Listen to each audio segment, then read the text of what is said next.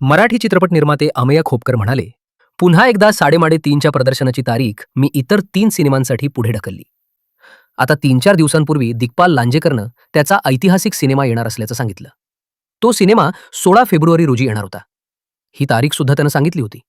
पण त्याची तारीख त्यानं अचानक 30 जानेवारी केली. तेव्हा मी दुसऱ्या दिवशी दिग्पाल लांजेकरला फोन लावला. म्हटलं, माझ्या चित्रपटाची मी तारीख अगोदरच सांगितली आहे. तुम्ही हे करू नका, हे चुकीचं आहे. त्यावर त्याचं उत्तर होतं, "ओह, अच्छा, सॉरी."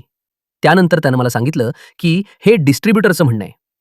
त्यावर मी म्हटलं, डिस्ट्रिब्युटरचा यात काहीही संबंध नसतो. चित्रपटाच्या प्रदर्शनाची तारीख निर्माता ठरवतो. मी त्यांना म्हटलं, तुम्ही तुमच्या सिनेमाच्या प्रदर्शनाची तारीख बदला. तुमचा सिनेमा मोठा आहे, तो चालला पाहिजे. तुम्हाला सुद्धा थिएटर मिळाले पाहिजेत. इतकं बोलून मी त्याला, मला काय ते सांगा, असं म्हटलं. त्यावर तो कॉल करतो, असं म्हणाला.